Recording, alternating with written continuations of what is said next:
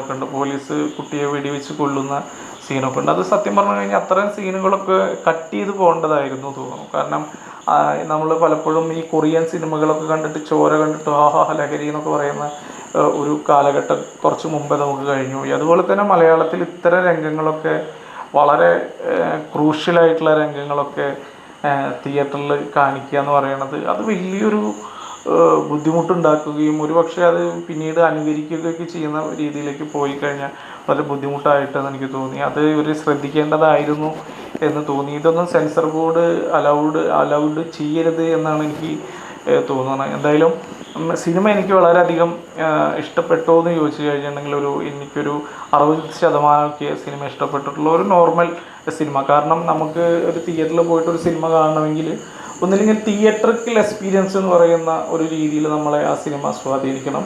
അതല്ലെങ്കിൽ പശ്ചാത്തലം കഥ നമ്മളെ വല്ലാതെ അങ്ങ് ടച്ച് ചെയ്യണം. ഇത് രണ്ടും തന്നെ ഈ സിനിമയ്ക്കകത്തുണ്ടോ എന്ന് ചോദിച്ചു കഴിഞ്ഞാൽ എനിക്കധികം വർക്കായില്ല.